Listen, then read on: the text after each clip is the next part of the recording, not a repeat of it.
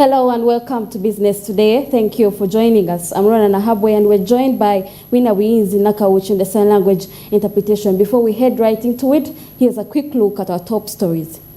The stakeholders hold ground on cyber and security crisis to protect financial sector as global crimes are estimated to peak at $10 trillion. Ghana Police Force clarifies on pressure over high cost of living crisis routes. Kasita distances self-retaliatory plans. And over 120 parishes in Chigezi march to enforce agribusiness growth. Over 10,000 new jobs registered in the initiative.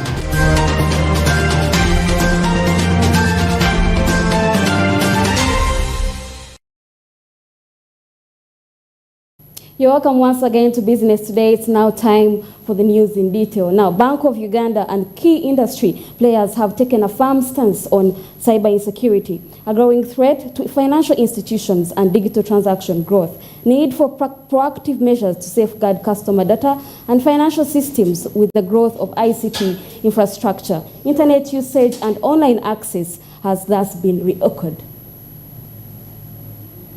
The 2022 Cybersecurity Strategy, as developed by the ICT Ministry, envisions a resilient cyberspace supportive of innovation and digital safety. This was a response to the evolving economy that, however, demanded caution from intrusion. According to a 2021 report by Cybersecurity Ventures, global cybercrime cost is expected to reach $10.5 trillion annually by 2025, up from $3 trillion in 2015. Data from the Bank of Uganda, however, indicates that cyber attacks in the financial sector have increased by 40% in the past year alone. With the advent of digitization, cyber risks have emerged to be one of the top risks in the industry. Cyber security as a topic is considered a public good because it is one that touches not just banks, but all our related partners and suppliers. Because during COVID, for example, banks started relying on digital platforms to provide services, increasing their quality as a target for potential hackers, right? With the Foundation for Prudent and Secure Financial Market Operations laid jointly, the central bank, commercial banks, and other stakeholders have highlighted the importance of a robust security framework, regular risk assessments, employee training, and collaboration among industry players to mitigate cyber risks. The move follows a global surge in cybercrime cases targeting the financial sector and payment systems. Meanwhile, further initiatives have been reckoned for literacy and awareness to check the threat. Who are the vendors that we have? What do they do? Which areas of the business do they have access to? What systems do they have access to? Processes do they have access to? And then in terms of access, you need to make sure that there is constant monitoring of the activities that the vendors or third parties are doing on your systems. So you could make use of functionalities within your systems, or you can come up with your own mechanisms that use maybe data analytics to just check to say, what day did my vendor access my system? What were they doing?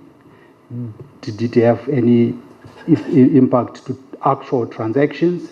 Did it have any impact to actual data in the system? As the national payment systems evolve and communication platforms gain pace, there is growing need for a proactive approach. 33.3 million mobile money customers were registered between 2009 and March last year, 93.6 billion megabytes of online traffic the same period last year. Between 2010 and 2020, over 600,000 billion shillings were transacted via mobile money across P2P transfers, merchant payments, and stock and share purchases of late, all highlighting the need for cyber awareness. Most of the banks are not really ready to share that information with others because there's a reputational risk. If you're a bank and I'm a bank and we're dealing together and you suffer a breach, I stop trusting you because you see, a breach is about trust. If I stop trusting you, then I'm not want to do business with you. So the banks say they would rather just keep quiet, manage it internally, okay, and then deal with the consequences. So what we are saying is that let's first begin having this discussion. In 2020, over 15 billion shillings was lost to cybercrime, with less than 0.05% recovered and electronic fraud highly contributing to the damage. A blend of regulatory policies such as the Computer Misuse Act and other provisions, for instance the National Information Security Strategy, are tipped to ensure secure cyberspace. Ronah Katsime, Smart 24 TV, Business Today. Now heading on to the looming economic tension, the Uganda Police Force spokesperson Fred Enanga has urged employees, transport and the business sectors to avoid being manipulated through fear and intimidation.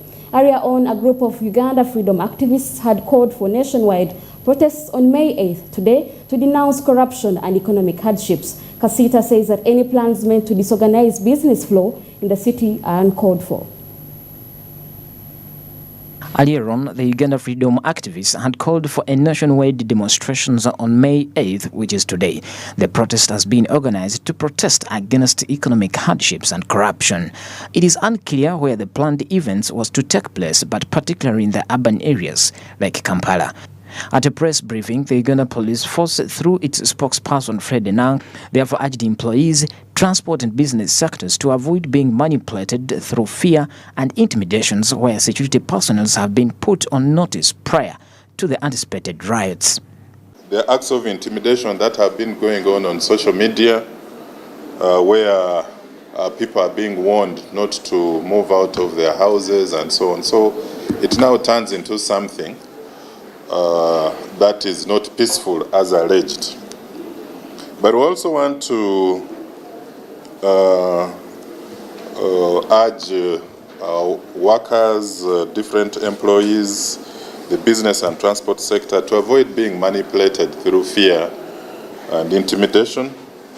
And for this we want to upload the business communities. We have Kasita Uganda, who were with us today. Several security officers in uniform and in plain clothes have been deployed in almost all places in the city centre.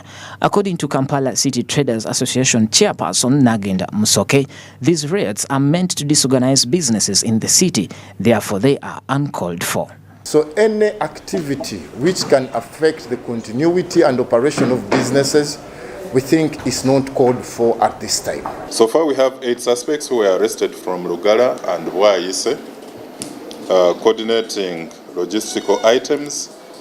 In some of the plans that we established during the interview, they had arrangements of banning motor vehicles parked at police stations and government vehicles which are moving on the roads. The same anticipated riots happened in Kenya, that's in March, where they suffered a revenue loss of 40 million due to the protest that rocked the city. The governor of Nairobi, Jackson Sakaja, explained that a number of business owners chose not to open up their locations out of concern of looting and property damage after learning what transpired in Kisumu. Experts believe that if such riots go on here in Uganda, the same may happen. Enanga further attributed the high level of criminality to poverty, unemployment and others, where he dismissed gun renting as the biggest contributor to the current armed violences. Because you're trying to insinuate that because of this armed shooting, the armed shooting in Chanja could be as a result of renting out guns. That is still speculative at this stage. Let the investigations help us. But we've been having challenges with private security guards who are not vigilant at their guard stations. And because of that, we've had issues where guns are stolen from private security guards and which are eventually used in acts of armed violence. Pedson Mumbere, Smart 24 TV, Business Today. Let's now head into how the sports sector is suffocating on corruption. Now, the president for the Uganda Netball Federation has accused the Secretary General for the National Council of Sports for conniving with some members of the Netball Federation to steal money made for players. This is during the South African Netball Tournament in the year of 2021. This happened during the accountability queries before the Committee of Public Accounts.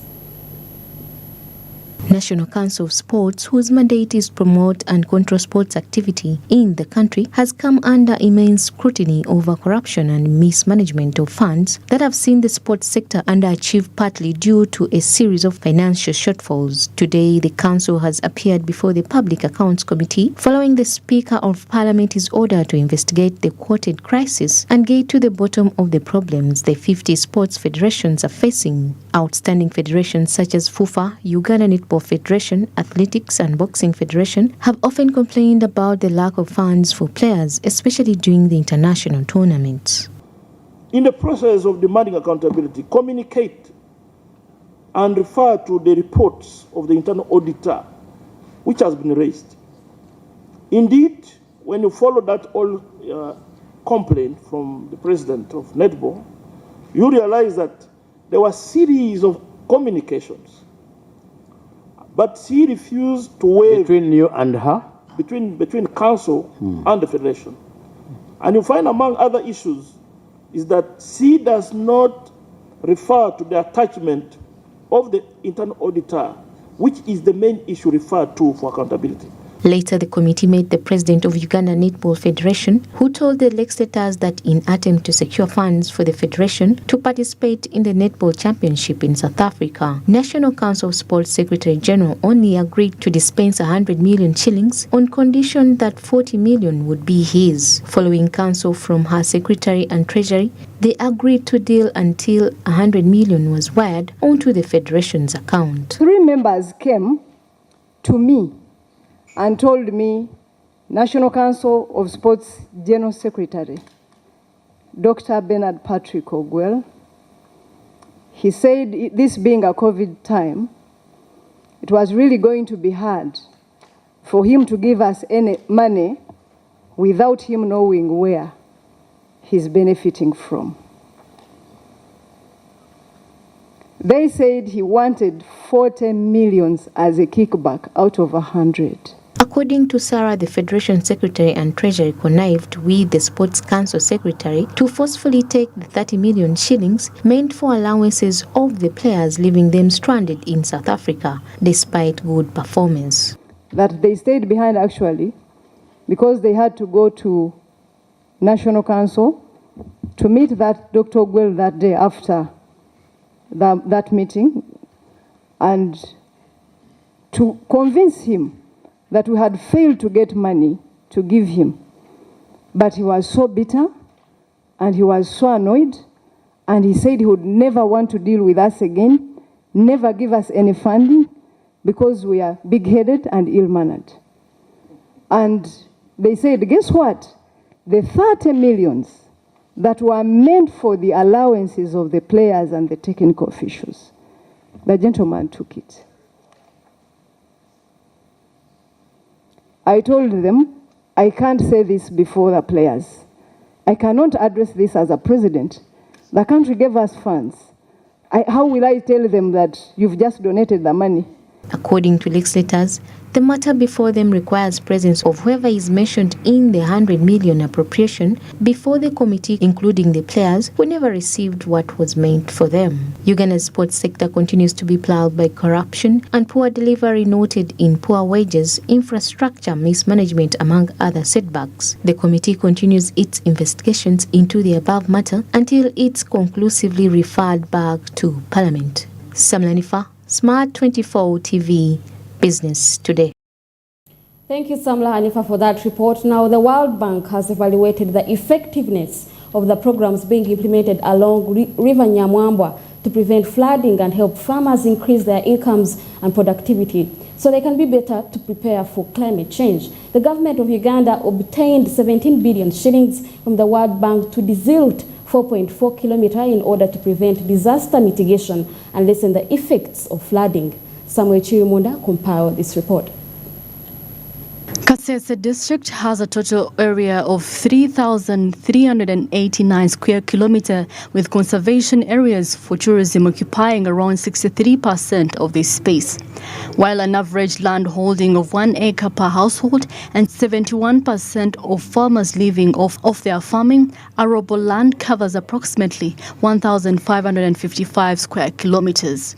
Cotton, coffee, maize and matoke are among the important value chains in the district that contribute to Uganda's GDP, as stated by the National Director for Worldwide Fund, Simon Peter Weredong. Seeing that we are doing something, trying to do something to help people and nature who are desperate because of the disasters that was coming actually as a result of natural resources. If we didn't do that, people would continue to hate nature. And when people continue to hate nature, that is why they will continue to degrade natural resources. And we know the value of natural resources in Uganda and the world over. Our country, in addition to agriculture, I think the next one is tourism, which contributes the second most to the economy of the country. So if we have people fighting nature, then that can be degraded. So to have these interventions, it has been an important step to ensure sustainability of natural resources contributing to the economy. According to statistics, two main cash crops are coffee and cotton. 85% of farmers grow Arabic and Robusta coffee, producing about 250 tons of coffee per season, while 40,000 farmers grow maize, contributing an average of 1,500 acres, yielding to a standing of about 100,000 tons of maize. But all these have been affected by the flooding of the Nyamwamba and other rivers during the last 5 years, busting banks, killing people, relocating hundreds and ruining properties. This project was not part of the World Bank project. The project funded by the World Bank, the Integrated Water Management and Environment Project. So when the disaster happened, we made a case. And I must say that we spent some time discussing and making really a strong justification why this project should be supported, but also to cut money from other projects, activities to fund. So when we started, frankly, we were not sure what we were going to get. I remember here, when the Prime Minister was here, the Minister requested me to come and mention what we are going to do. The Prime Minister said, "Are you sure that you are going to deliver what you are talking about?" I said, "We are going to try our best." And the Prime Minister said, "I will come and see what you have done." So seeing where we have reached, really, we are convinced and we are happy that what we set out to do has been largely achieved. If this work is done and there is no work done downstream, this may be rendered useless. But if the whole sketch is covered, then that's when we shall realize the benefits. We do appreciate what has been sunk in. As a community, people are really appreciative, but we are worried that if the downstream is not worked upon, then we may not achieve the overall goal of having this. The contractor will focus on the designated Masule, Namuhunga, Chanjuchi Camp and Chenjejo regions, maintaining the earthwork, installing gabion masonry and constructing a dike, a long wall constructed to prevent floods, are all part of the desilting process. As part of the multi-billion Nyamwamba River strategy, which the World Bank is funding, the ministry will develop an emergency response strategy for the river system, grow bamboo along the banks and set up a flood forecasting and early warning system. We're happy to be able to contribute, although relatively modestly, from the project. Initially with a focus on mitigating the flood impacts from the river Nyamwamba. But we've been very impressed to see that a flood management and flood mitigation, shall I call it an engineering project, is much more than that. It is about community partnership.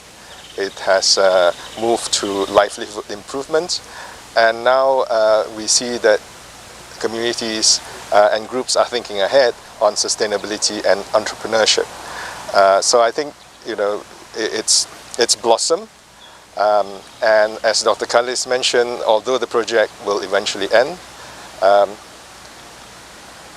I hope in my capacity, both as a World Bank staff or maybe as a personal capacity, to come back here in a few years' time to see that the trees have grown and to see that the businesses have blossomed.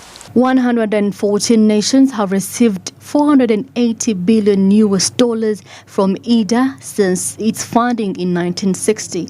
Over the past 3 years, annual pledges have averaged around $29 billion, with roughly 70% flowing to Africa. International Development Association IDA of the World Bank aids the world's poorest nations by giving grants and low-interest loans for projects and programs that will promote economic growth, combat poverty, and enhance the lives of the underprivileged. 39 of the world's 74 poorest nations receive aid from IDA. Samuel Chirumunda, Maseka Tsime for Smart 24 TV Business Today. Now, away from Kasese, let's head into how Khartoum crisis is deepening regional trade. Now, as fighting continues in Sudan and the shaky ceasefire, neighbors such as South Sudan are threatened with a looming economic ruin as the north, a major export point through which the Red Sea is currently compromised. Regional trade and travel have further been threatened in the face of an unchecked violence. For the past 3 weeks, Sudan has sustained hostility between the South Sudanese Army Forces and the Rapid Support Forces. The crisis has slapped a growing price on the economy and its neighbors as international trade, travel and transaction are disrupted and cut off. Regional oil flow from the southern neighbor, South Sudan, is feared for disruption with potential damage to the pipeline transporting crude to Port Sudan. For Juba, oil accounts for over 90% of the government's budget and 70% of the GDP. That the current war in Sudan affects us in South Sudan in many ways, where our populations, our oil passes through the territory of Sudan to Port Sudan, and instability in Sudan, it can spill over and we cannot feel well. We will continue to work closely with the authorities in the Sudan, with the people who are in charge of all the facilities in the Sudan to make sure we export our crude oil as smooth as it could. As per the transitional financial arrangement, South Sudan pays Khartoum fees a non-commercial tariff to export its crude. In 2022, South Sudan paid $148 million to Khartoum for oil processing, transportation and transit fees. The country earned $1.4 billion from oil revenues, which is much higher than its non-oil revenue of $135 million. Fear of distress still remains over repulsive effects on trade volume. 2022 data from Bank of Uganda indicates that trade between South Sudan and Uganda exceeded 2 trillion shillings, with the former still Uganda's largest export market for tea and coffee. Every single market that gives $1 single is very important. So when you lose one of the chief importer of Ugandan coffee, then we are getting stuck in rebuilding our economy the way we had strategized. Our reserves are going down. We were on 4 months, now we are telling us around 3.5 months cover. So now if you add this type of crisis whereby now we are going to export less, therefore our reserves are likely also to go down. And when your reserves are down, then it becomes very expensive for you to cover your exports, and exports become very expensive. So these are things that are very intricate and very, very connected in terms of trade and money. Conflict between South Sudan's National Army and paramilitary forces has not only hit the host country, but neighbors such as South Sudan, Eritrea, Ethiopia, that often find Port Sudan a safe haven. Now that report will usher us into a break where we will return with more. Stick around.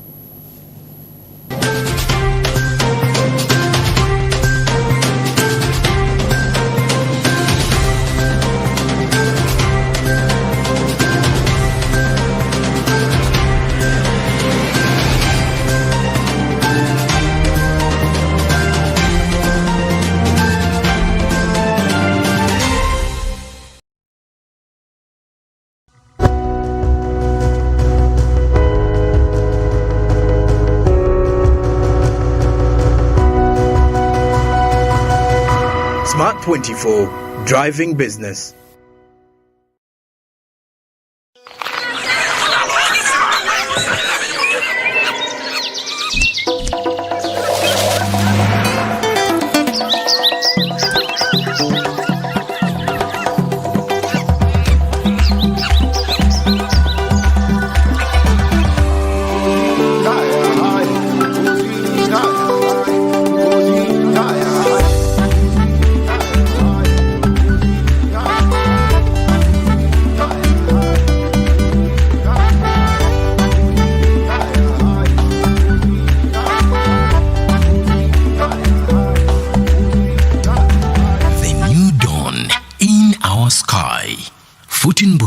The taste of Uganda in a new international park.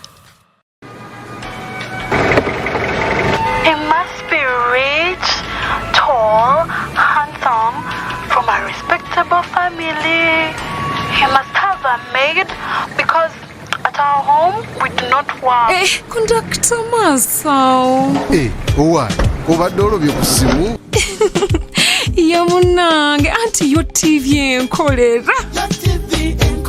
Nyumira omulembe omupya ogujjudde ebisanyusa omuli emikutu gya TV egisukka mu 8 n'egya radio nga kwotadde ne zifirimu ng'osinziirira wonna w'oli. Genda mu App Store oteeke app ya GOTV channels ku simu yo olwo onyumirwe ennaku 3 ng'olabira bwereere ewatali kukozesa data. GOTV channels. Luxury redefined at Seasan Hotel as you indulge in the splendor of elegant living fit for the royalty that you are. Step into comfort, pampering and blissful customer-centric service as you select from our range of comfy exquisite living quarters furnished to meet with your royal preference. Surrounded by scenic beauty, our tropical setting allows you to escape the glamorous ordeal of city life.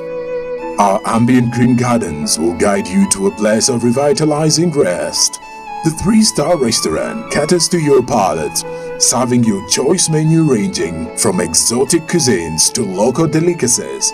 Our chefs will serve you full-course meals for a truly out-of-this-world culinary experience.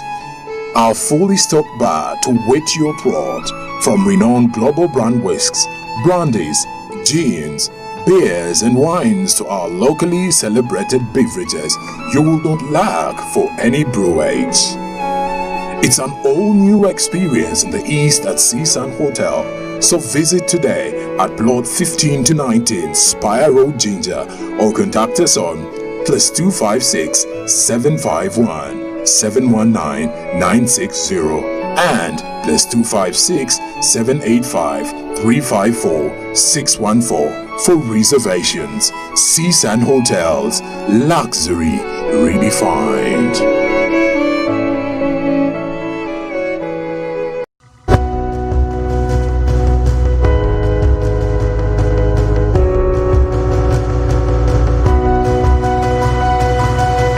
Smart 24, driving business.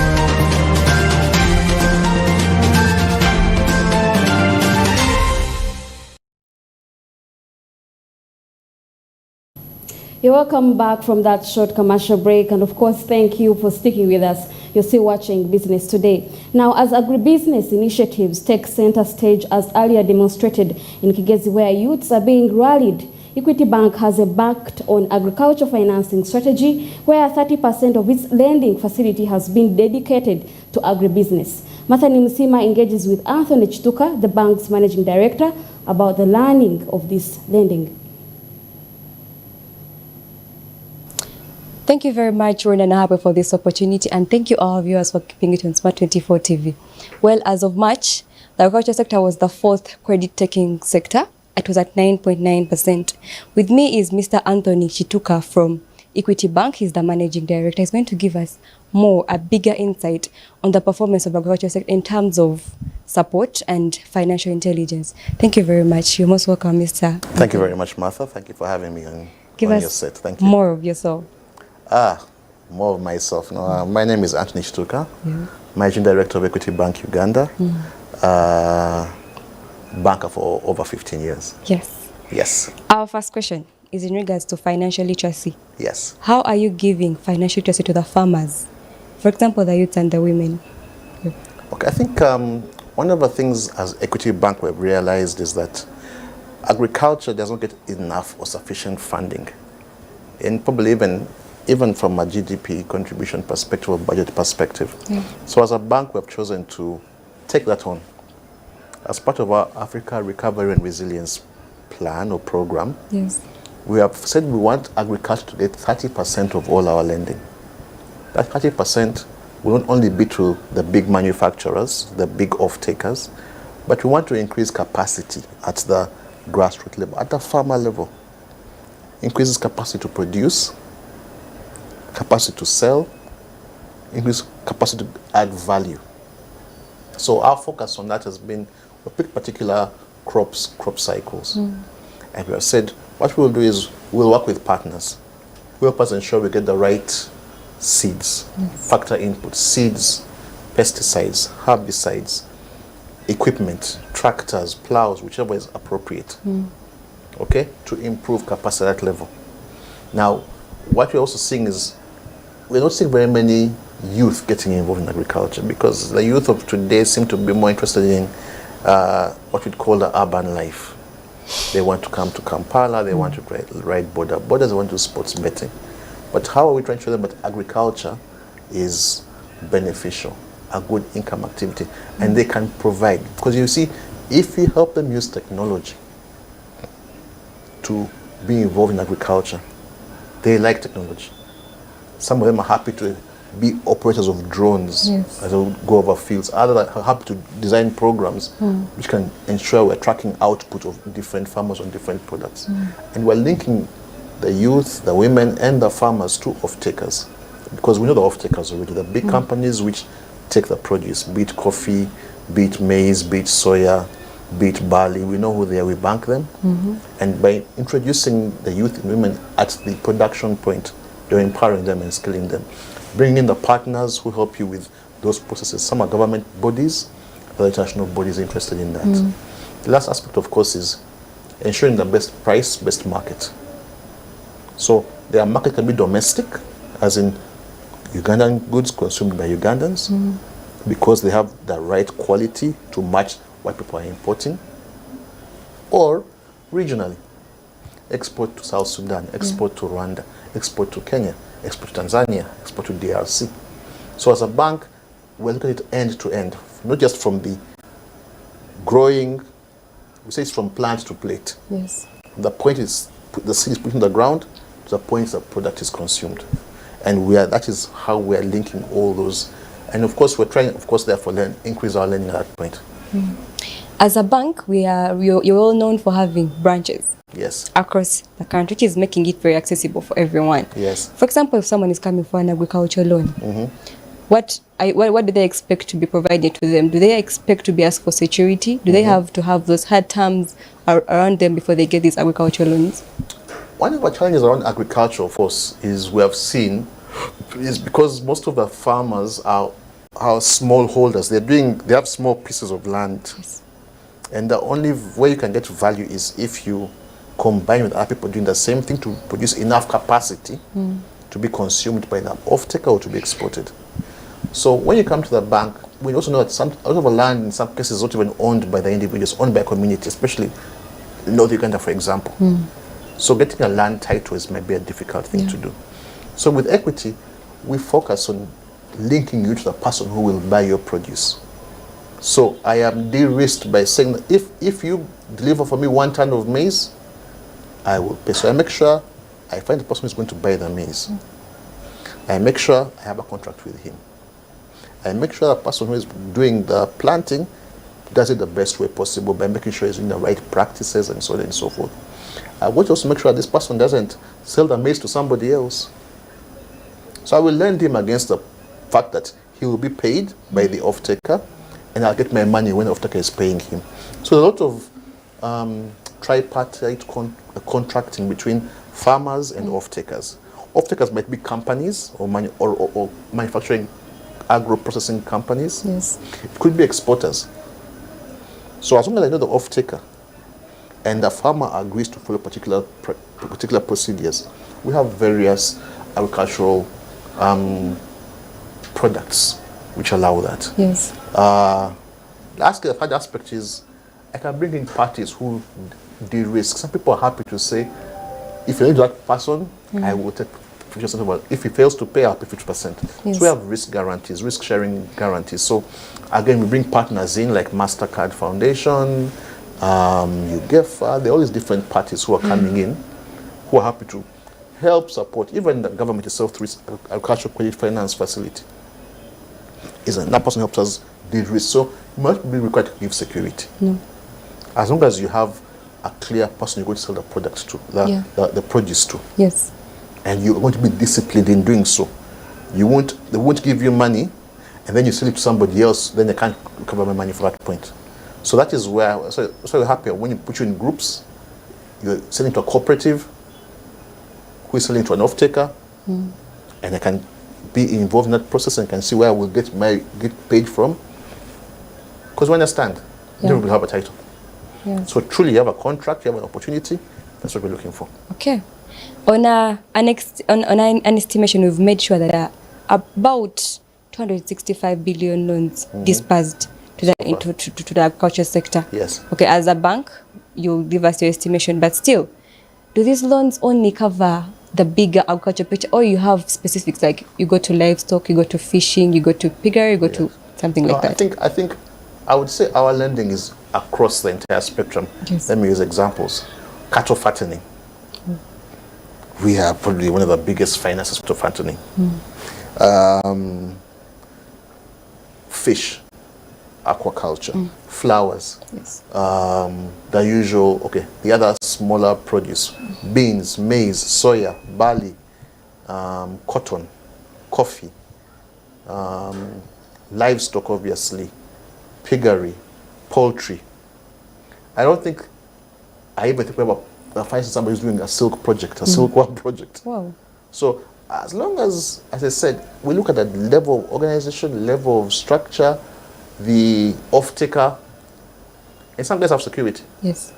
So dairy, most dairy people have security. They have got big farms and so on. They've got an off-taker who is clear. Forestry, trees. Yeah.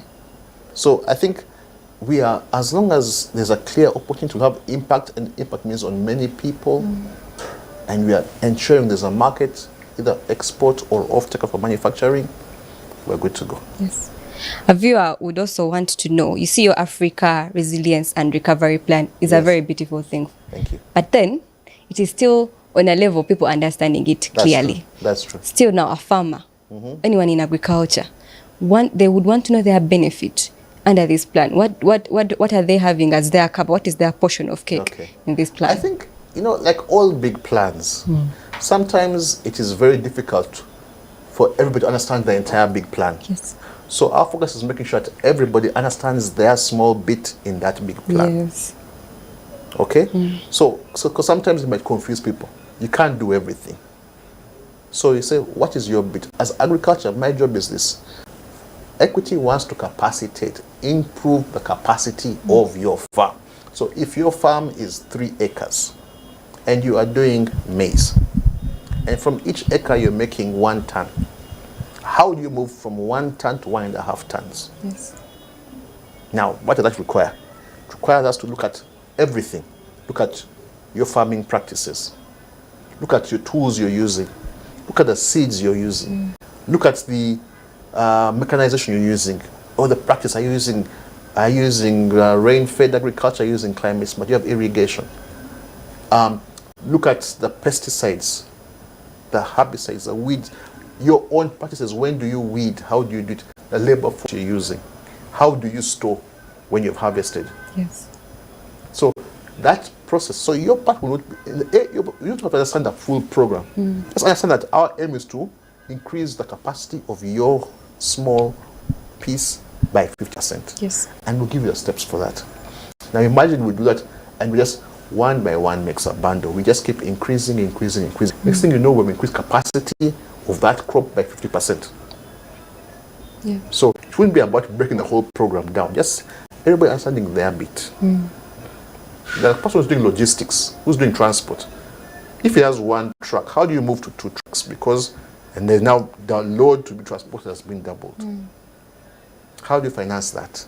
The person who is doing storage, who has one warehouse which has 200 square meters, how do you move to maybe 400 square meters? Because there's more stuff to be stored. So it is very systemic, it's very organized, very synchronized, very clear.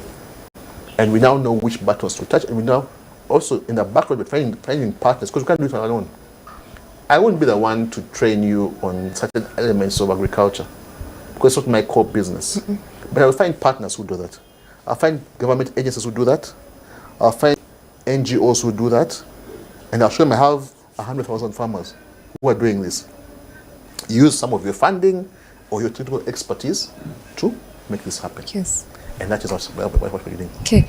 Now, as conclusively, this financial year is starting. Next, they're going to read the budget in June. Yes. You also stated that the agriculture sector is still not properly funded, which is right. Yes. Anything you would want as a projection as we are starting this coming financial year, what would you give as an advice? Well, again, I'm cognizant of the environment we're in, the macroeconomic environment. I know that I'm cognizant based on what I've seen in the budget framework documents and the plans of the government in terms of national development plan and so on, price development model and so on. I do believe that there's a bit of, not right sizing, that's the wrong word, of proper allocation based on the needs. Yeah.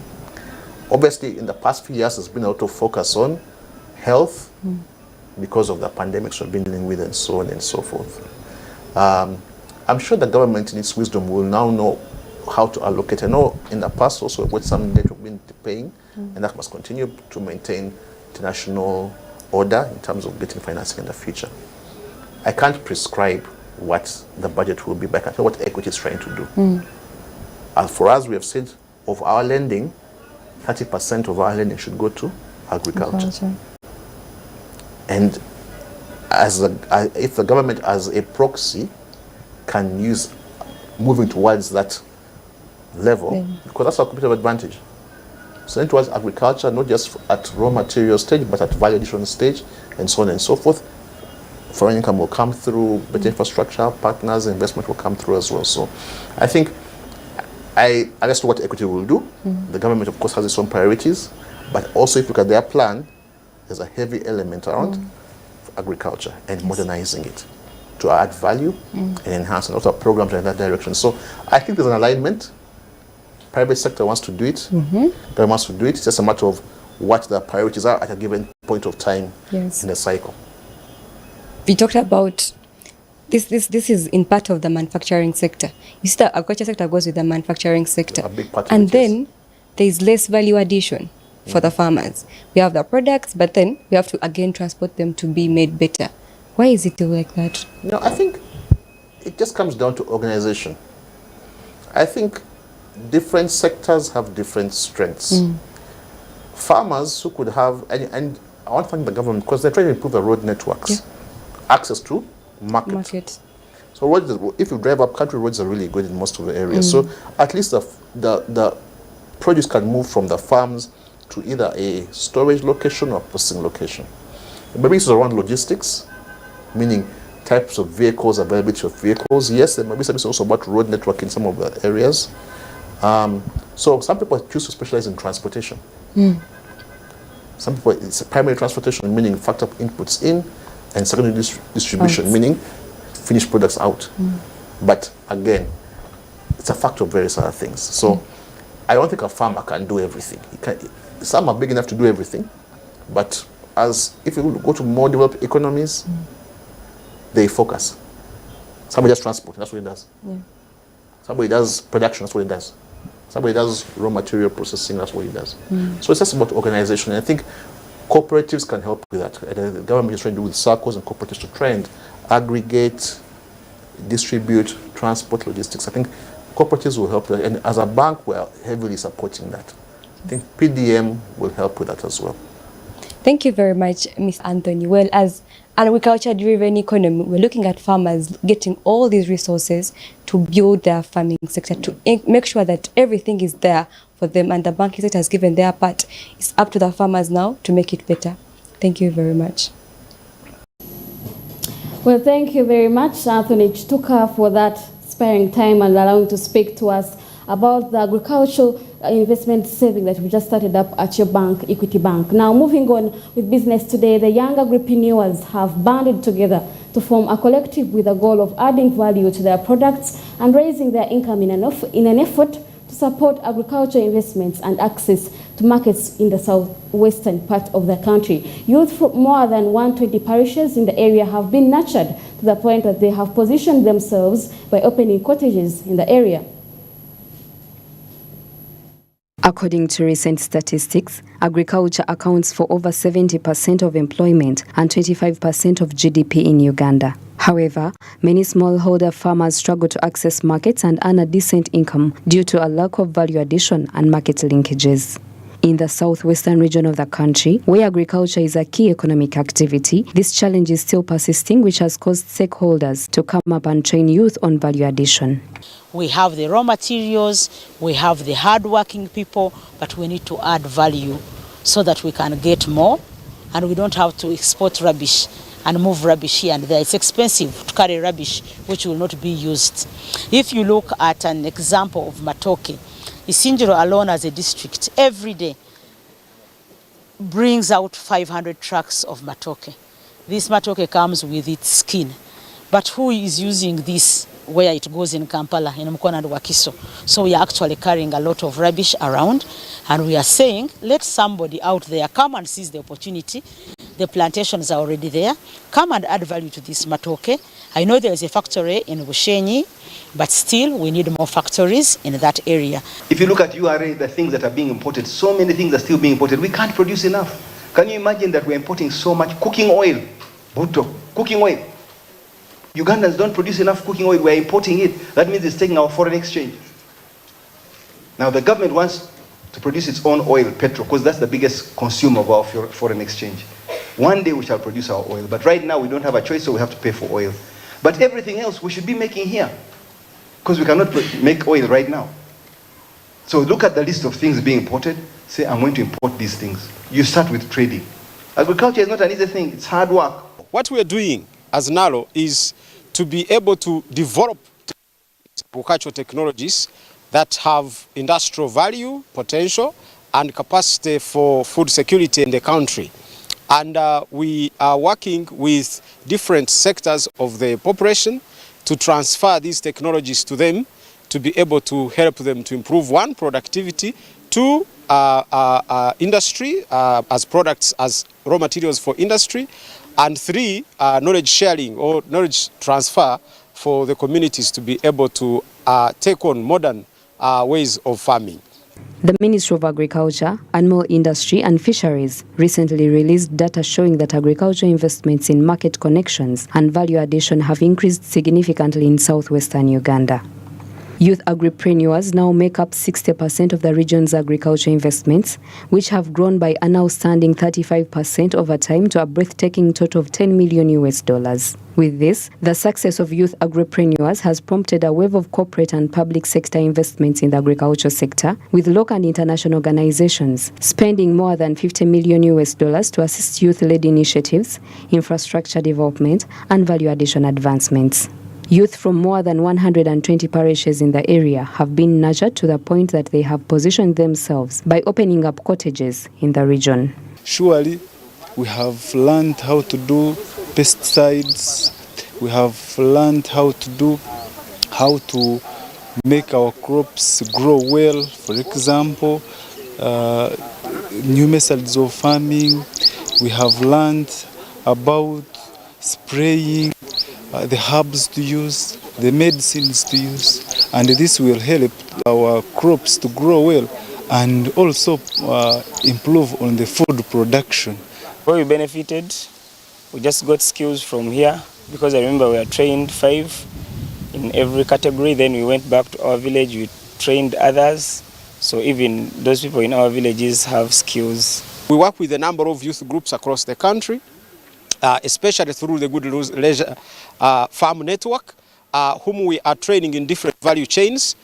We train them in these different value chains to make sure that these youth are able to more optimize efficiency of their systems, both in production and value addition.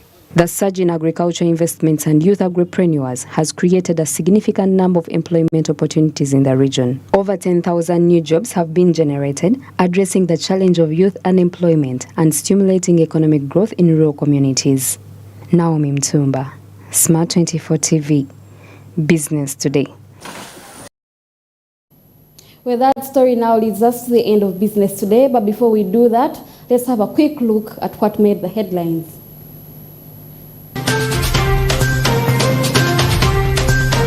The stakeholders hold ground on cyber insecurity crisis to protect financial sector as global crimes are estimated to peak at $10 trillion. Ghana Police Force clarifies on pressure over high cost of living crisis rates. Kasita dissenses self-retaliatory plans.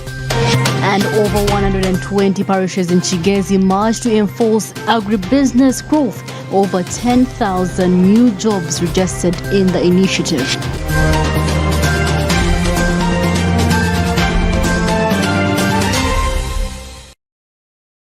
And that's all we had for you today on Business Today. Thank you for joining us tonight. I'm Ronah Nahabwe and Winnie Wiinza Nakauchunde Sign Language Interpretation. If you missed any of these stories, you could watch on our YouTube channel at Smart 24 TV. And I would like to implore you to follow us on our social media platforms to be up to date with the rest of these stories, the burning business stories within the region. Have a good evening.